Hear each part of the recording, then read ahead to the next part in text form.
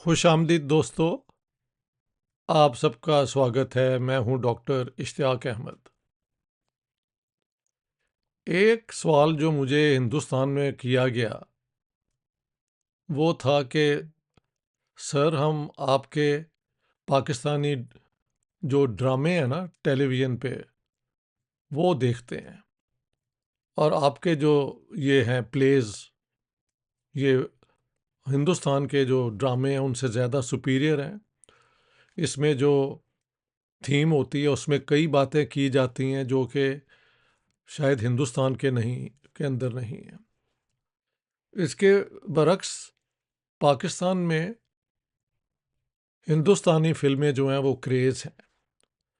तो मैंने सोचा इसको एक्सप्लेन किया जाए कि बॉलीवुड पिक्चर्स जो हैं वो तो क्रेज़ हैं इसलिए कि पाकिस्तान की फ़िल्म इंडस्ट्री 47 के बाद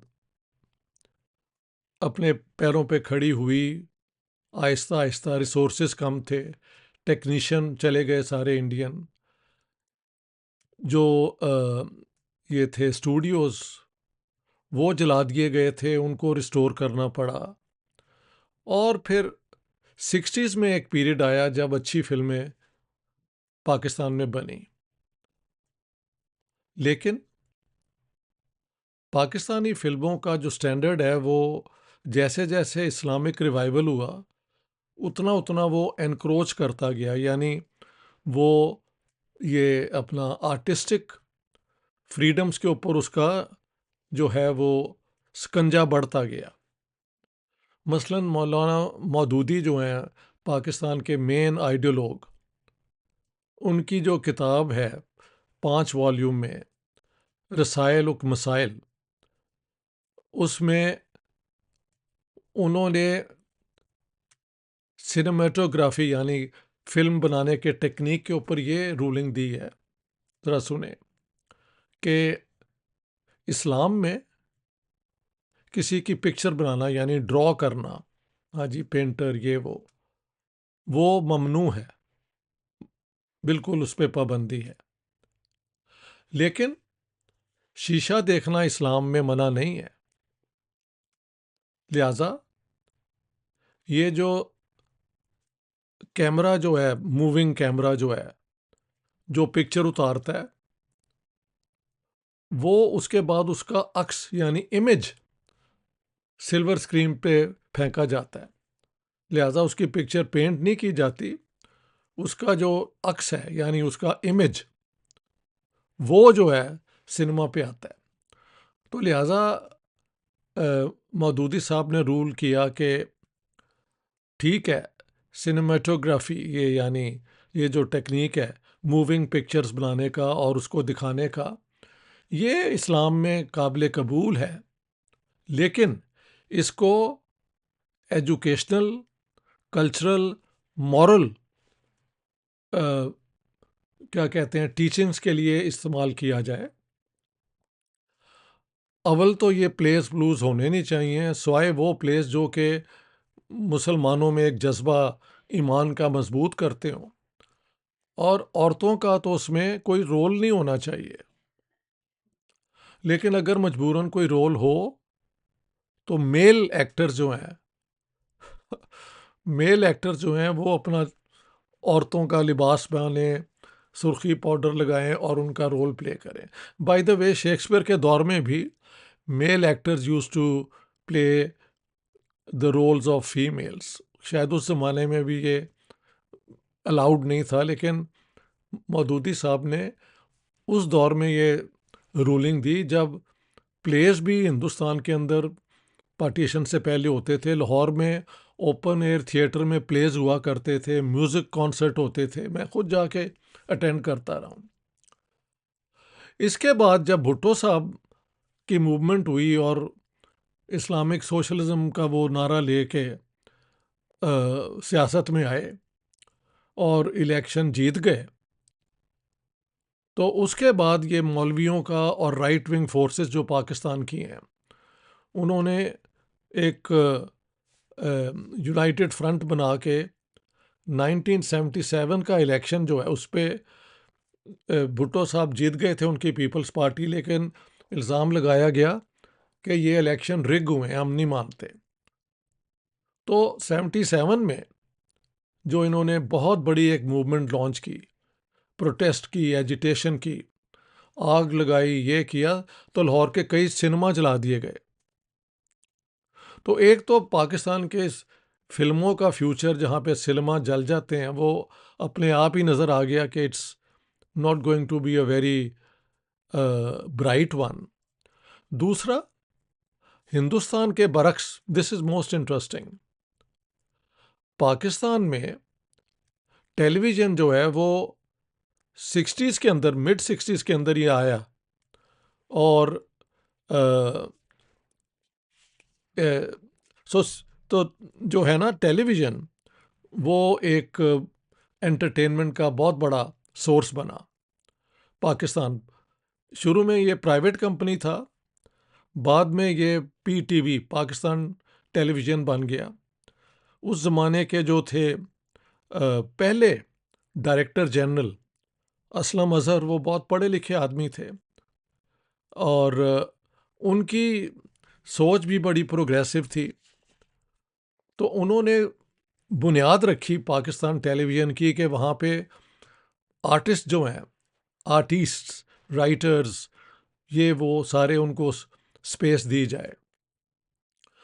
तो मेरी ये एक समझ है कि शुरू से ही पाकिस्तान टेलीविज़न में टैलेंटेड लोग, पढ़े लिखे लोग जो हैं वो आने शुरू हो गए।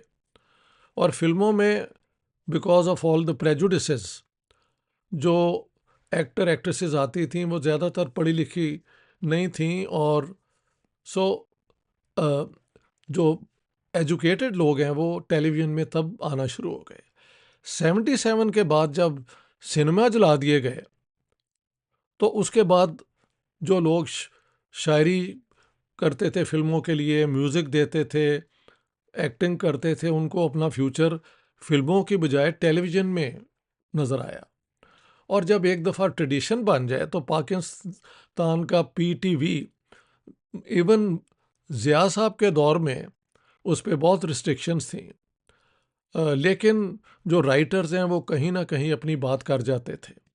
और बहुत ज़बरदस्त प्लेज, थिएटर, सीरियल्स जो हैं वो चले पाकिस्तान में, जो कि हिंदुस्तान में बहुत देखे गए, क्योंकि सारे क्रिएटिव थिंकर जो हैं, सारे जो एक एनलाइटेंड सोच रखते हैं, ये मुल्लापन से आज़ाद होके, वो सारे टेलीविज़न का रुख उन्होंने किया 60s में। और जब भुट्टो साहब की ये 77 में हमले हुए लाहौर के फिल्म थिएटर्स पे, यानी सिनेमास पे, तो that was alarm bells started ringing कि पाकिस्तान में फिल्मों का फ्यूचर नहीं है। उसके बाद जो फिल्में बनी पाकिस्तान में, वो लाउड पंजाबी, ये वो इस किस्म का है, कुछ लोगों को वो भी बहुत पसंद है। मेरी सेंसिबिलिटी ज़रा और है, लेकिन ठीक है।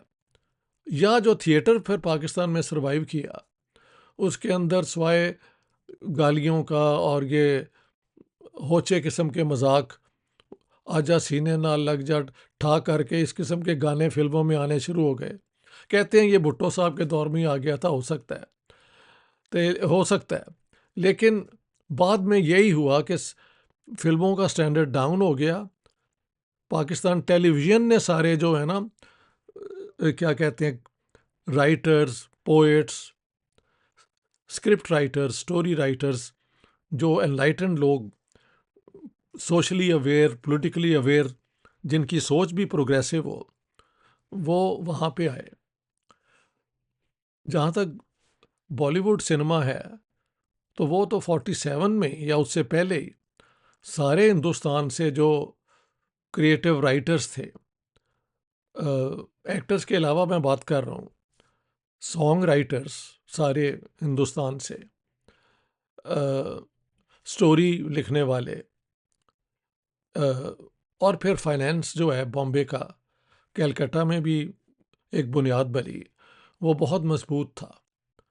तो पाकिस्तान में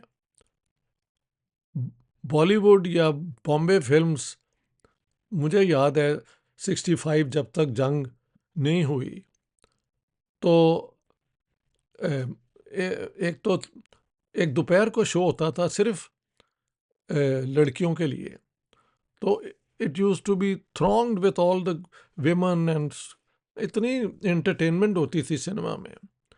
फिर मैटनी शो और ये आवारा मैंने लाहौर में 25 दफ़ा देखी, अंदाज कोई 10-11 दफ़ा देखी, टैक्सी ड्राइवर इतनी दफ़ा ही देखी, बरसात भी इतनी दफ़ा देखी, ऑन देखी, बैजू बावरा के लिए तो मैं आई वॉज टोटली एनचांटेड, ये देखी, मतलब ये एकदम याद आ रहा है तो नाम लेता जा रहा हूँ मैं। ये लेकिन 65 के बाद वो एंटरटेनमेंट बॉम्बे फिल्म इंडस्ट्री, लेकिन गाने जो थे वो पाकिस्तान रेडियो से फरमाइश में इंडियन गाने लगा करते थे, वो भी बंद हो गए, लेकिन रेडियो सिलोन से हम सुनते थे। जब मैं जाता था स्कूल सुबह तो 7 से 7:30 पुराने गाने लगते थे, आखिरी गाना हमेशा के.एल. सहगल का होता था, वो सुन के I would go to school, Saint Anthony's high school. It was about a kilometer from where we lived on temple road Lahore.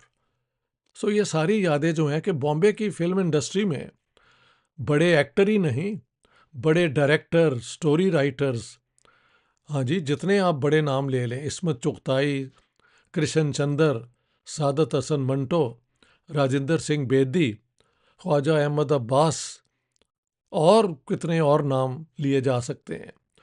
उधर से बिमल रॉय, बंगाल से बड़े लोग आए, म्यूज़िक के अंदर बहुत लोग आए, तो बॉम्बे फिल्म इंडस्ट्री ने बहुत एंटरटेनमेंट दी। जो पहला दौर था शुरू का, वो सोशल मैसेज भी दिया करते थे। बी आर चोपड़ा हो या राज कपूर हो या रामानंद सागर हो, इन लोगों ने हमेशा अपनी फिल्मों को एक सोशल मैसेज देने के लिए भी, वी शांताराम ने भी यही मैसेज, ये दौर चला। बाद में वो सिर्फ फिल्में जो हैं वो क्या कहते हैं बाहर के सेट और ये हर फिल्म में फॉरेन में जाके गाने रिकॉर्ड करना, ये करना, वो एंटरटेनमेंट जो है ना, वो वाला दौर आया। और अब इंडियन सिनेमा जो है वो उसमें म्यूज़िक तो हमें कोई ख़ास मिलता नहीं है, वो स्टोरीज भी नहीं है, डायलॉग राइटर्स नहीं है, वो सॉन्ग राइटर्स नहीं है, बहुत कम है। लेकिन फिर भी बहुत बहुत ज़बरदस्त फिल्में बनती हैं, आजकल भी बनती हैं, और वो सारे पाकिस्तान में थ्रू यूट्यूब देखी जाती हैं। So Pakistanis watch Indian films and Indians watch Pakistani plays on Pakistan television और बाकी जितने भी ये चैनल्स हैं।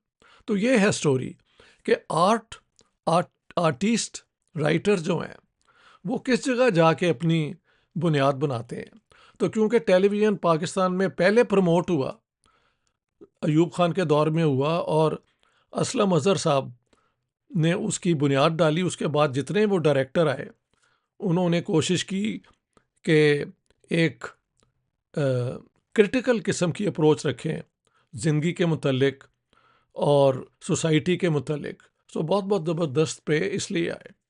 Thank you very much friends, all the best. हाँ, मेरी जाने से पहले एक रिक्वेस्ट होती है, देखिए मैं बिल्कुल अलग किस्म की थीम्स लेके आता हूँ, और उसमें अगर आप मेरी इस सारी प्रेजेंटेशंस को पसंद करते हैं तो राइट हैंड कॉर्नर पे नीचे बेल आइकन दबाएं और सब्सक्राइब करें to my YouTube channel. Thank you very much, all the best for now, thank you so much.